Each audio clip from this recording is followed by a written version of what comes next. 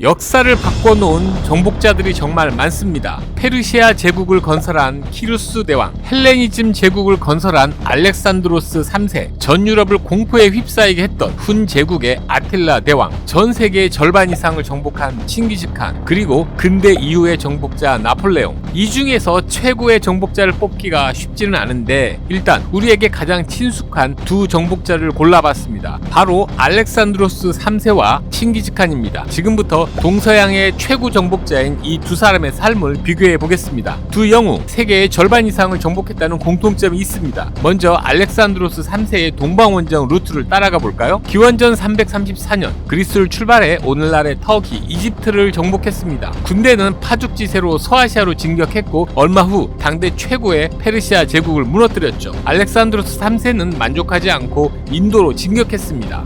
하지만 얼마 후 오랜 행군에 시달린 병사들이 집단 반발했고 결국 더 이상 동쪽으로 나아가지 못하고 철군을 결정했죠. 어쨌든 이렇게 해서 그는 고대 역사상 최대의 제국을 건설했습니다. 이로부터 약 1550년 후 칭기즈칸의 정복전쟁이 시작됐습니다. 칭기즈칸은 먼저 주변 국가들부터 하나씩 정리했습니다. 먼저 서하를 쳤고 이어 금을 공격해 베이징을 함락시켰죠. 그 다음에는 서방원정에 나섰습니다. 1218년 서요를 정복했고 1219년 호라즘 왕국을 정복했습니다. 칭기즈칸의 군대도 파죽지세로 서방을 향해 나아갔죠. 곧 카스피해, 카프카스 산맥을 넘어 러시아로 행군했습니다. 두 영웅의 정복전쟁 결과 세계 문명 지도는 확 바뀌었습니다. 알렉산드로스 3세는 동서양의 문화를 접목한 오리엔트 문화를 탄생시켰습니다. 이 문화를 헬레니즘 문화라고 하죠. 칭기즈칸은 동서무역 통로를 모두 장악해 국제무역 시대를 열었습니다. 그 결과 세계는 한동안 평화로운 시기를 맞았는데 이를 몽골에 의한 평화, 즉 팍스 몽골리카라고 합니다. 이 두 정복자들 제왕에 오르는 과정도 비슷했습니다. 일단 두 사람 모두 왕족 혹은 부족장의 혈통이었습니다. 알렉산드로스 3세는 마케도니아의 왕자였습니다. 아버지 필리포스 2세의 뒤를 이어 차근차근 제왕 수업을 받았죠. 16세 때부터 군대를 지휘했고 20세의 왕이 됐는데 왕위 승계 과정이 마냥 순탄하지만은 않았습니다. 필리포스 2세가 새 왕비의 아들에게 왕위를 넘겨주려 했기 때문이죠. 알렉산드로스 3세는 어머니와 함께 망명을 떠나야 했습니다. 얼마 후 필리포스 2세가 암살됐고 그 후 알렉산드로스 3세가 왕에 올랐죠. 이 때문에 그가 아버지의 암살에 개입했을 거라는 추측도 나옵니다. 칭기즈칸이 왕에 오르는 과정은 알렉산드로스보다 험난했습니다. 그는 몽골 부족장 예수게이의 아들 테무친으로 태어났습니다. 어렸을 때 아버지가 이웃 부족에게 독살됐고 그 자신도 여러 차례 죽음의 위기를 넘겼죠. 아버지의 의형제 토그릴 칸, 절친 자무카가 그를 도왔습니다. 덕분에 테무친은 적들을 모두 제압할 수 있었죠. 하지만 1인자가 되려면 토그릴 칸, 자무카와도 싸워야 했습니다. 결국 테무친은 그 둘을 제거하고 1인자가 됐습니다. 1206년 부족장 회의인 쿠릴타이를 열어 몽골족 전체의 칸에 오르는데 이때 받은 호칭이 칭기즈칸입니다. 위대한 칸이란 뜻이죠. 두 정복자의 죽음 과정도 비슷합니다. 모두 야전에서 사망했죠. 알렉산드로스는 철군하던 중 기원전 323년 열병으로 사망했습니다. 독살일 수도 있다는 추측이 나오지만 확실하지는 않습니다. 칭기즈칸은 1227년 서하를 정벌하던 중 낙마 사고를 당했습니다. 이후 칭기즈칸은 합병증으로 열병을 앓게 됐습니다. 그러다가 결국에는 알렉산드로스와 마찬가지로 열병으로 죽었죠. 두 정복자가 사망한 후 세계 지도는 다시 달라지는데 그 양상은 완전히 다릅니다. 알렉산드로스 3세가 사망한 후 제국은 여러 개로 분열했습니다. 반면 칭기즈칸 사후에도 한동안 몽골 제국은 번영했습니다. 몽골에 본국을 두고 여러 지역에 제후국이 들어섰죠. 1236년에는 칭기즈칸의 손자 바투가 러시아를 휩쓸었습니다. 그의 군대는 폴란드와 헝가리까지 진격했죠. 유럽 전체가 풍전등화의 위기에 놓인 겁니다. 바로 이때 알렉산드로스 동방원정의 마지막 모습이 재현됐습니다. 몽골 본국에서 오고타이 칸이 사망했다는 소식이 들려왔죠. 오고타이 칸은 칭기즈칸의 뒤를 이은 2대 황제였습니다. 바투는 3대 황제 선출에 개입하기 위해 군대를 돌렸습니다. 만약 바투가 이때 군대를 유럽 한복판으로 진격시켰더라면 오늘날 지도는 어떻게 달라져 있을지 모릅니다. 위대한 두 정복자의 삶은 흥미진진합니다. 하지만 현실적인 삶에서 이런 정복자의 등장은 반갑지 않습니다. 그런 정복자가 권력을 쥔다면 매일 갈등만 벌어질 테니까요. 평범한 사람들이 주목받는 세상, 그런 세상이 기다려집니다. 지금까지 김 작가의 역사리움이었습니다.